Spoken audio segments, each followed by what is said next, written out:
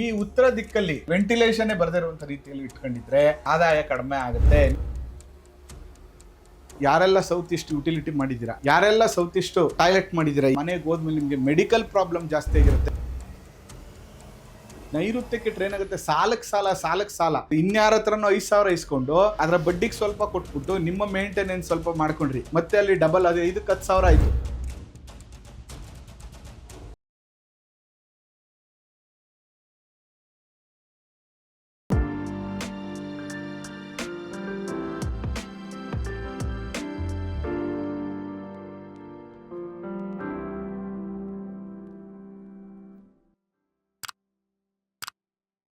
ಶ್ರೀ ಗುರುಭ್ಯೋ ನಮಃ.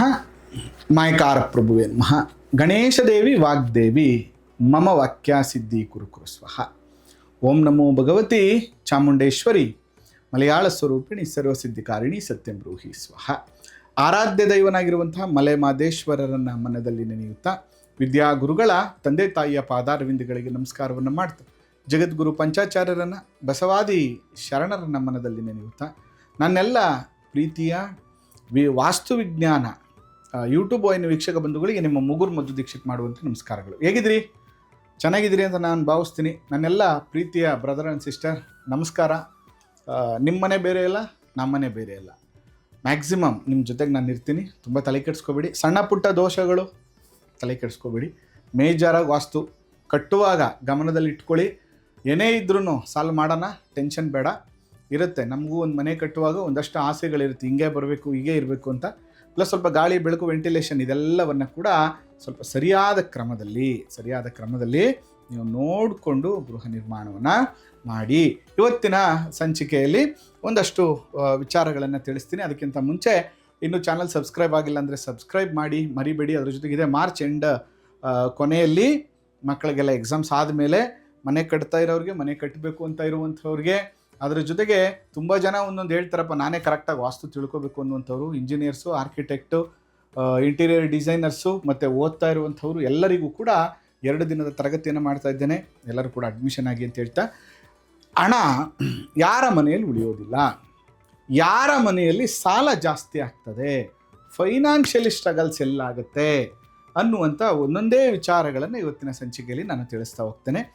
ಒಂದು ಭಾಳ ಮುಖ್ಯವಾಗಿ ಶಾಸ್ತ್ರ ಹೇಳುತ್ತೆ, ಈಶಾನ್ಯ ಧನ ಸಮೃದ್ಧಿ ಕುಬೇರ ಧನದಾಯಕ.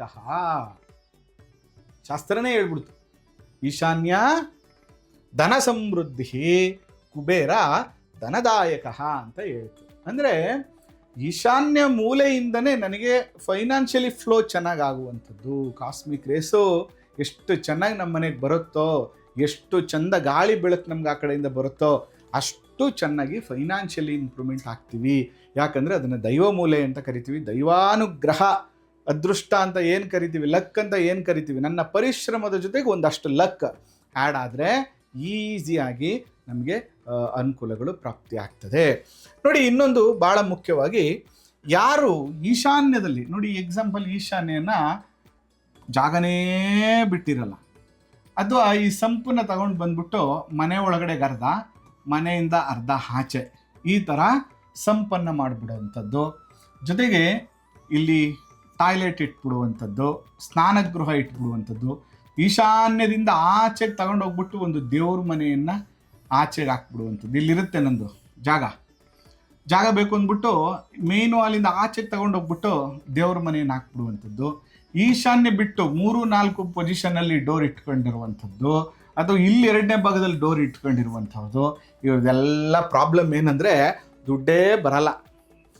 ದುಡ್ಡು ಫ್ಲೋ ಆಗಬೇಕಲ್ಲ, ಓಡಾಡ್ತಾರೆ. ದುಡ್ಡು ಹೆಂಗೆ ಅಂದರೆ ಬರಬೇಕು, ಹೋಗಬೇಕು, ಸಂಪಾದನೆಯೂ ಇರಬೇಕು, ಖರ್ಚು ಇರಬೇಕು, ಎರಡೂ ಇರಬೇಕು. ಅಂತಂದರೆ ಧನದ ಹರಿವು ಅಂತ ಕರಿತೀವಿ.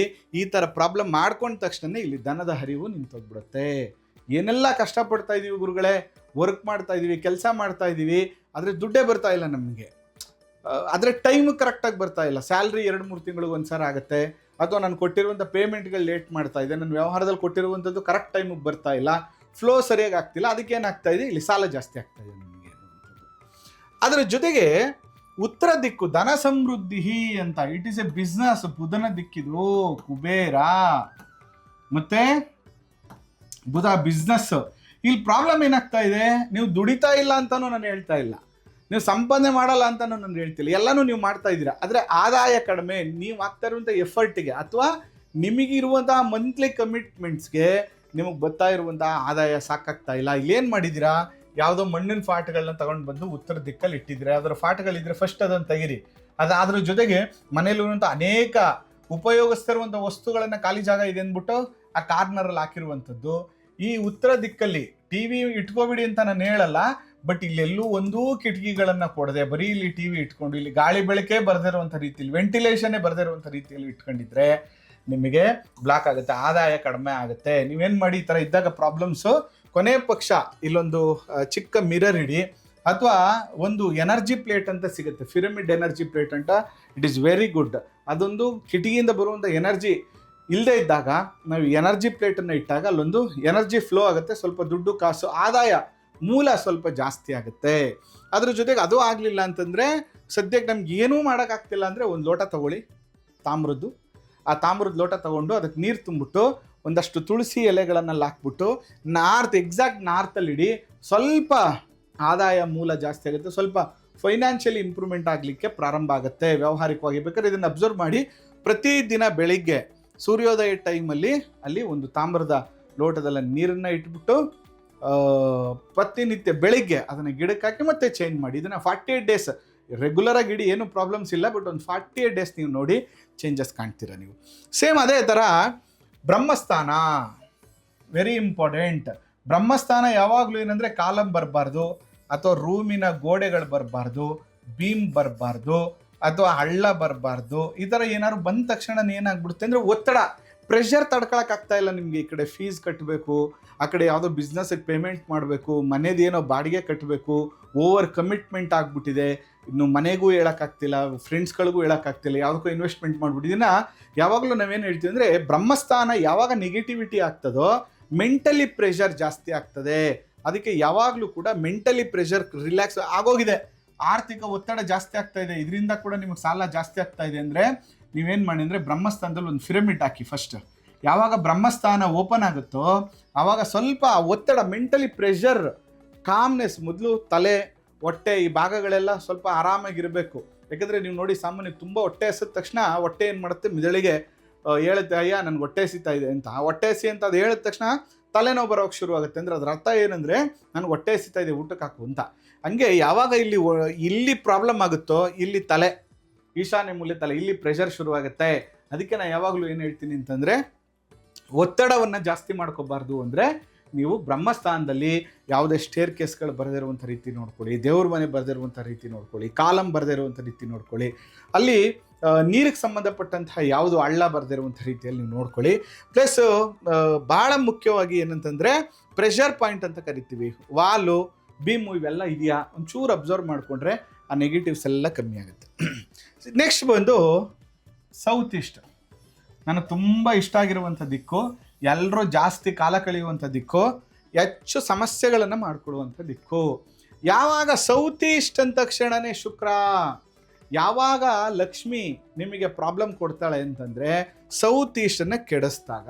ಸೌತ್ ಈಸ್ಟಲ್ಲಿ ಎಕ್ಸ್ಟೆನ್ಷನ್ಸು, ಕಟ್ಟು, ಮತ್ತು ರೂಮನ್ನು ಎಕ್ಸ್ಟೆಂಡ್ ಮಾಡ್ಕೊಬಿಟ್ಟಿದ್ದೀನಿ, ಅಥವಾ ರೂಮ್ ಒಳಗಡೆಯಿಂದ ಒಂದು ಟಾಯ್ಲೆಟ್ ಮಾಡ್ಕೊಬಿಟ್ಟು ಆಚೆಗೆ ಹೋಗ್ಬಿಟ್ಟು, ಗುರುಗಳೇ ನಾನು ಬಾಲ್ಕನಿಲೇ ಮಾಡ್ಕೊಂಡಿದ್ದೀನಿ ಗುರುಗಳೇ. ಆದರೆ ನೀವೇನು ಮಾಡಿದಿರಿ, ಬಾಲ್ಕನಿಲಿ ಟಾಯ್ಲೆಟ್ ಮಾಡ್ಕೊಬಿಟ್ಟು ಡೋರ್ ಇಲ್ಲಿ ಕೊಟ್ಟಿದ್ದೀರಾ, ರೂಮ್ ಒಳಗಡೆಯಿಂದ ಬಾಲ್ಕನಿ ಟಾಯ್ಲೆಟ್ ಕೊಟ್ಟಿರ್ತಾರೆ. ಈ ಥರ ಮಾಡ್ಕೊಳ್ಳುವಂಥದ್ದು, ಅಥವಾ ಕಿಚನ್ ಮಾಡಿಬಿಟ್ಟು ಕಿಚನ್ ಮೇಲ್ಗಡೆ ಟಾಯ್ಲೆಟ್ ಮಾಡ್ಕೊಳ್ಳುವಂಥದ್ದು, ಇವೆಲ್ಲ. ಮತ್ತು ಯುಟಿಲಿಟಿ, ಅರ್ಧ ಅಡುಗೆ ಮನೆಯೇ ಕಟ್ ಮಾಡಿಬಿಟ್ಟು ಯುಟಿಲಿಟಿ ಮಾಡ್ಕೊಳ್ಳುವಂಥದ್ದು, ಇವೆಲ್ಲ ಕೂಡ ನೆಗೆಟಿವ್ಸೇನೆ. ಇದೇನು ಮಾಡುತ್ತೆ, ಅನವಶ್ಯಕವಾದ ಖರ್ಚುಗಳು, ಅನ್ಎಕ್ಸ್ಪೆಕ್ಟೆಡ್ ಖರ್ಚುಗಳು ಜಾಸ್ತಿ ಆಗುತ್ತೆ.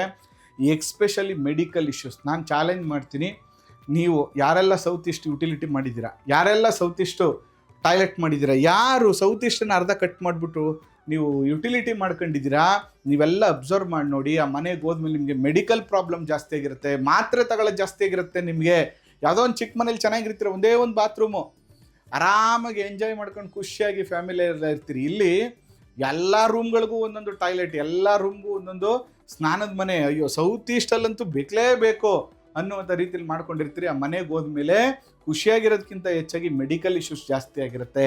ನೀವು ಅಬ್ಸರ್ವ್ ಮಾಡಿ ನೋಡಿ. ಇದರಿಂದ ಕೂಡ ನಿಮಗೆ ಅಂದರೆ ಆಸ್ಪತ್ರೆ ಕಟ್ಟುವಂಥ ಹಣ, ಸಾಲ ಮತ್ತು ಅನಗತ್ಯವಾದಂಥ ಖರ್ಚಿಂದ ನಿಮಗೆ ಪ್ರಾಬ್ಲಮ್ ಆಗುತ್ತೆ. ಜೊತೆಗೆ ನೈಋತ್ಯ ನೋಡಿ, ಇದು ಇಂಪಾರ್ಟೆಂಟ್ ದಿಕ್ಕು ನಿಮಗೆ. ಯಾಕೆ ನೈಋತ್ಯ ಅಂದರೆ ಸ್ಥಿರ. ನಾವೇನು ಹೇಳ್ತೀವಿ, ದುಡ್ಡನ್ನು ಎಷ್ಟಿಡ್ತೀವೋ ಅದು ಅಷ್ಟು ಜಾಸ್ತಿ ದಿನ ಇರುತ್ತೆ ದುಡ್ಡು ಅಂತ. ಸಾಲ ಮಾಡಿದ್ರೆ ಏನಾಗುತ್ತೆ, ಅಷ್ಟು ದಿನ ಇರುತ್ತೆ. ಅಂದರೆ ನೈಋತ್ಯವನ್ನು ಕೆಟ್ಟಿದ್ರೆ, ನಿಮ್ಮ ಮನೆಯಲ್ಲಿ ನೈಋತ್ಯ ಏನಾದರೂ ಎಕ್ಸ್ಟೆನ್ಷನ್ಸ್ ಇದ್ದರೆ ನಾವೇನು ಮಾಡ್ತೀವಿ, ನಂದು ಕಾಂಪೌಂಡ್ ಇಲ್ಲಿದೆ, ರೂಮ್ನ ತಗೊಂಡು ಬಂದ್ಬಿಟ್ಟು ಹಿಂಗೆ ಎಕ್ಸ್ಟೆಂಡ್ ಮಾಡ್ಕೊಳ್ಳೋದು ಆಚೆಗೆ. ಯಾವುದೇ ಒಂದು ವಾಕಿನ್ ವಾಲ್ಡ್ರೂಬ್ಗೋಸ್ಕರ ಇದನ್ನು ಎಕ್ಸ್ಟೆಂಡ್ ಮಾಡ್ಕೊಳ್ಳೋಂಥದ್ದು, ಮತ್ತು ಯಾವುದೋ ಒಂದು ಟಾಯ್ಲೆಟ್ಗೋಸ್ಕರ ಎಕ್ಸ್ಟೆಂಡ್ ಮಾಡ್ಕೊಳ್ಳುವಂಥದ್ದು, ಅಥವಾ ಏನೋ ನಾನು ಹೊರಗಡೆಯಿಂದ ಬಾಲ್ಕನಿ ಮಾಡ್ಕೊತೀನಿ ಅಂದ್ಬಿಟ್ಟು ಬಾಲ್ಕನಿ ಮಾಡ್ಕೊಳ್ಳಿ, ಬಟ್ ರೂಮ್ನೇ ಎಕ್ಸ್ಟೆಂಡ್ ಮಾಡಿಬಿಟ್ಟು ಬಾಲ್ಕನಿ ಮಾಡ್ಕೊಳ್ಳುವಂಥದ್ದು. ಇವೆಲ್ಲವೂ ಕೂಡ ಪ್ರಾಬ್ಲಮ್ಸೇನೆ.